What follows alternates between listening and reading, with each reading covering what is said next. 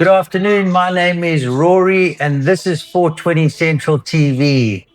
And I'm out with the boys today in Soweto, and we've come to visit Thulani Tshabalala from the first Cannafrica in Soweto. Thank you so very much, Thulani. Thank It's you, an Rory. Thanks, absolute man. pleasure to be here, dude. Thank you for allowing us to come and chat with you. 100%. Let's get into it. Let's maybe take a step back. How did you get into cannabis in the first place? It's a very unfortunate situation. I've got a friend who's got a Cannafrica originally. So then I started helping him there. We started growing the business. Then he started teaching me about cannabis. And then I got interested because now, I mean, we always knew cannabis is cannabis, but I actually didn't know the depths of cannabis. Madaha. Yes, the very famous word dacha.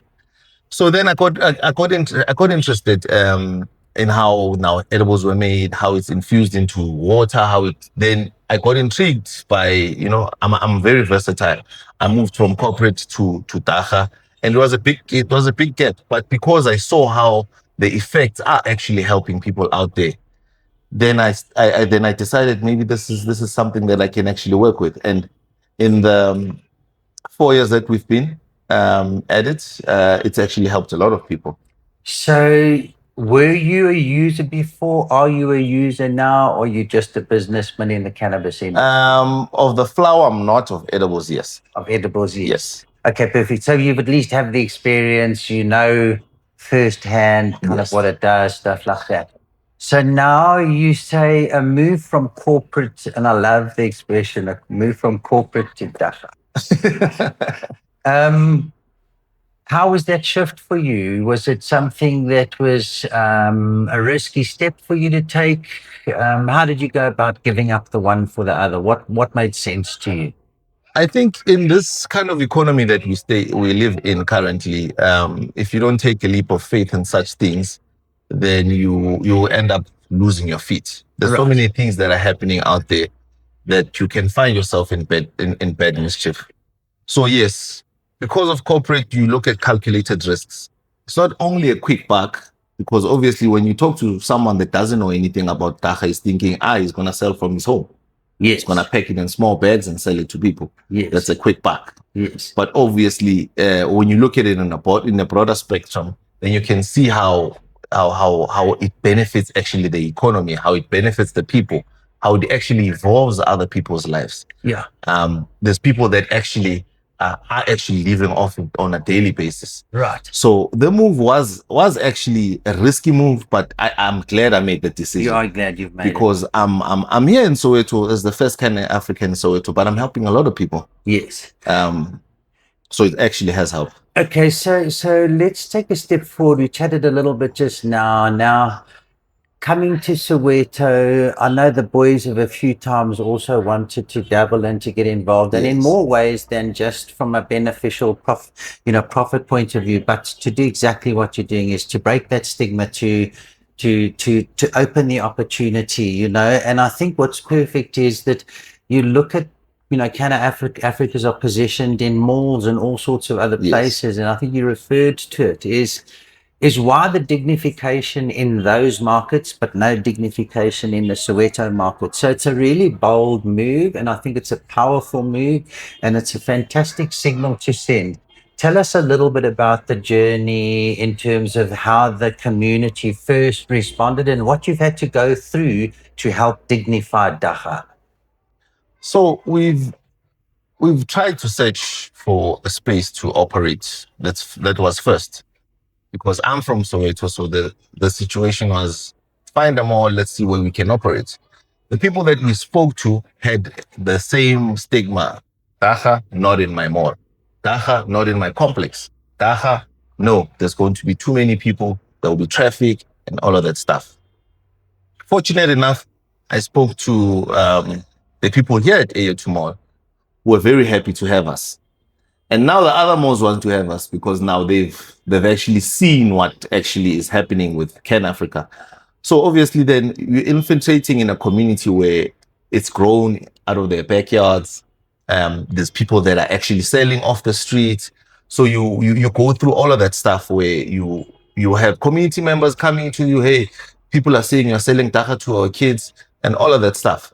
So yes, we've had our first 3-4 months of challenges with the community, with customer, not really with customers. Customers were very happy because they don't have to travel that far to go, because they used to go to all these malls. Now they can travel locally to come and get their stuff, whether it's edibles, whether it's the flour.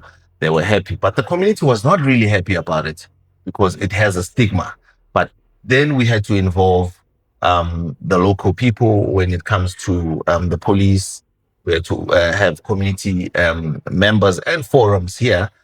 And I had to now break down the situation to say, guys, we are not here to actually cripple the economy, or we are not here to empower gangsters or anyone. This is this is our sole business. We are here to actually help and mitigate some of the people that need this kind of entity like cannabis. Yeah. Because cannabis has got its good and bad. Yes, we understand. But I mean, there was one customer that we spoke about this earlier that takes 100 milligram. He struggles from epilepsy. He doesn't have an episode within a week. I heard you saying that, yeah. You understand? So Yeah. he's comfortable with it, getting his supply. Yeah. He buys he buys 5 a month. He has one a week. He doesn't have an episode. Fantastic. It helps him. Fantastic. And then there's those 1-2 people that will struggle with sleep, will struggle with stress, pain, and all of that stuff. Yeah. We have that catered for. We've got CBD oils that don't have THC that help mitigate the fact that people are drinking pills. It cuts off all of that, because that means you will then now start drinking something that's much more natural. Yeah. That's not going to cause any harm to your body. Yeah. So the education had to go out. We're still pushing the education out, because people still come here and they ask, what are you selling? Then that 2-minute conversation is very important. Yes. Because that person leaves here with some information that they will tell someone else. I think that's a very important part that you stop, if we stop there on it, is people's knowledge of it. And I think that there's an older generation that could be hugely benefiting Yes. from both the medicinal as well as the recreation as an Yes. alternative to alcohol or whatever their fix is. But there's an entire generation that could be benefiting for what's already proven to be medicinal, etc., etc. Yes. So, what is the sort of age mix that you get? What is the sort of clientele that you're attracting to your venue, and also what are the products that are going to the different age groups? Is there a sort of, here's a norm or here's a behavioral pattern? So I would say the middle class people, not the age group from maybe, let's say, 20 to 30. Those, obviously, there's new people that are experiencing in edibles. There's new people that it's mostly experiencing in edibles more than the flower. Because remember, someone said, hey, there's edibles there, or someone has had a bad experience. Now they come back and they ask, look, I had this and this is what happened to me. What happened? Then you take them through the process. Maybe have a smaller milligram. Absolutely. Start small, then you go big. Yeah. So now it changes their perspective of the whole edible situation. Yeah. We've infused it into chocolate. We've infused it into water. We've infused it into gummies. Which is again, that's part of the dignification. Yes. For me is, I've long harped on the concept of dagga in a packet, and what my journey has been about is dignifying it, taking dagga out of a packet and putting it into the beautiful products and things that you've got here. Yes. And that's part of the dignification, first of all, but it's also a way of introducing cannabis into so many more spaces. When it was dagga in a packet, it was dagga in a packet.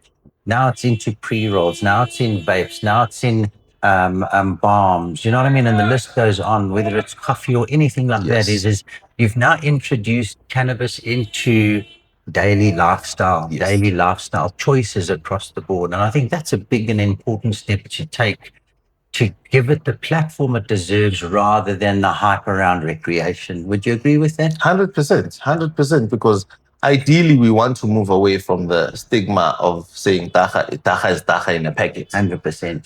Dagga is dagga in forms.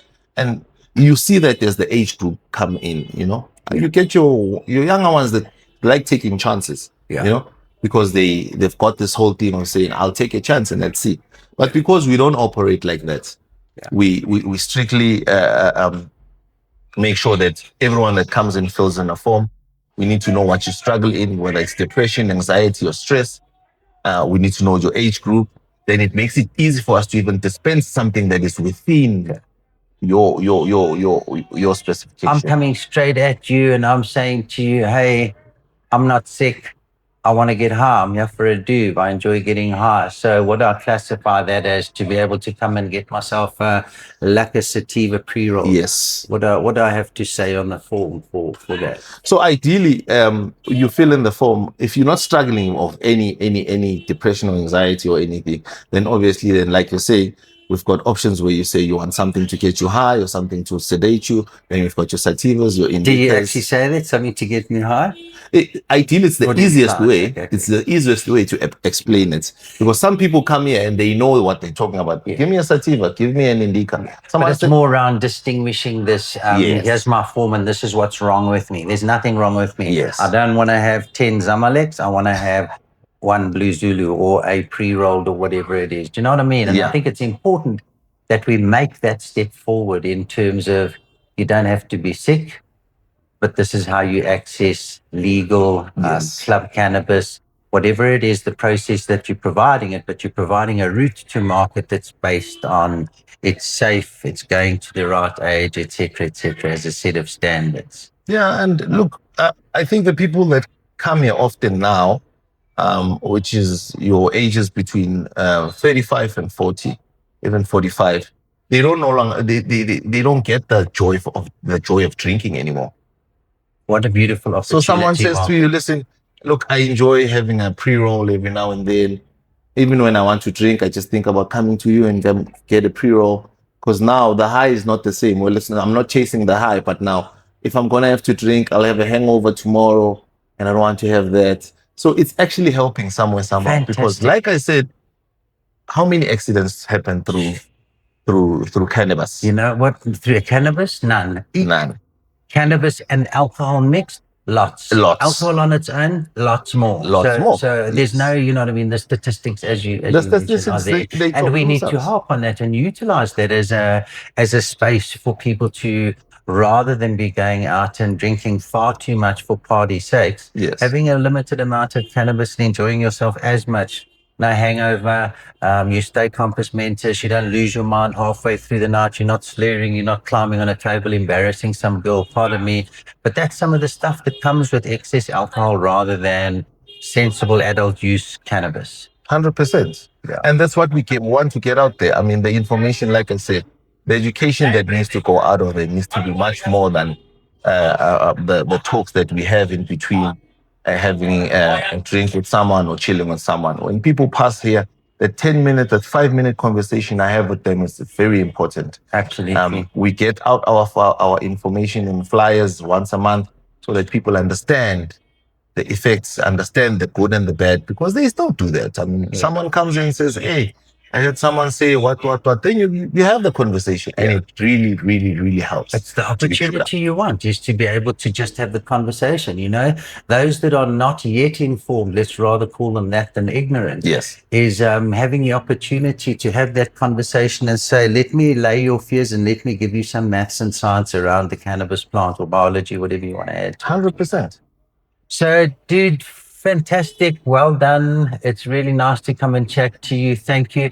I want to press on with one more thing. There's, you know, I think in my own mind, unresearched, it's just a natural field. But Soweto is the biggest cannabis market in South Africa. Would you agree with that? 100%, I'd agree. Yeah.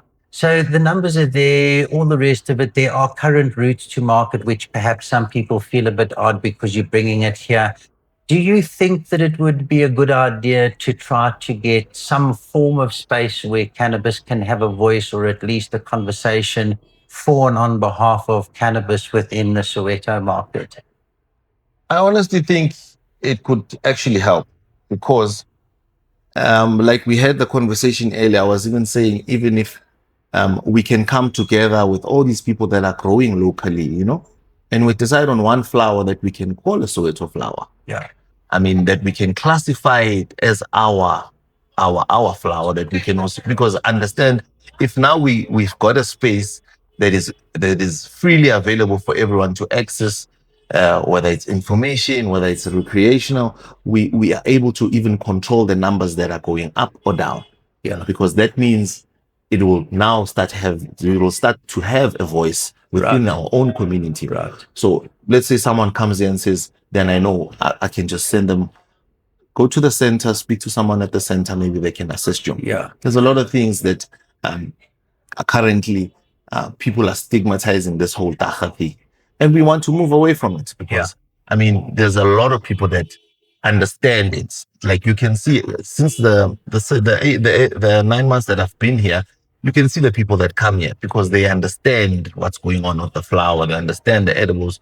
And this information that's very crucial, that we want even to have workshops that we can have once a month, 3 times a month. I love the idea. Just a communication session for those people that have got questions. Those goggles that could be getting benefit out of genuine products, genuine health, all sorts of things. And they've been held back because of the stigma. Come and have a conversation. Yeah, you're right. I mean, there's people that have chronic illnesses like arthritis. Yeah.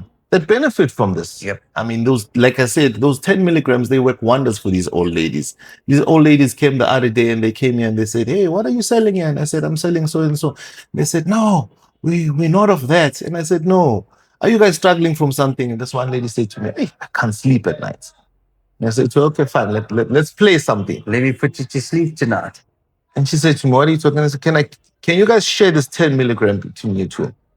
I have half, she has half. Come back and tell me, how did you sleep? And they came back, good results the following day. Fantastic. They said, I slept well. I didn't even drink my pills. I was fine. And I said to her, I'm not saying stay off chronic pills. I was just trying to show you the effects of what's going on. Absolutely. You mentioned just now also some of the interest in seeds, etc. And that's the raw species, the seeds. And I think some of that's also just lack of knowledge, or that there are clones available and so on. But it's exciting for me to hear people asking you for, give me something to go home and grow. Yes. Because that's exactly what's got to change in this space. And it's part of education, is not enough people in the Kasi actually understand that you can grow 8 plants. You're entitled to, there's a set of parameters that allow for you to be able to do that.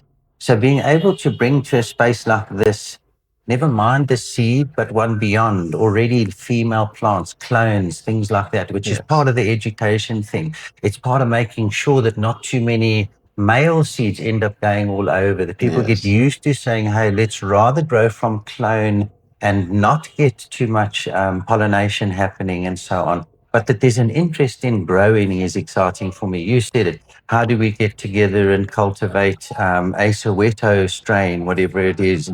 How do we find information on that and take that forward?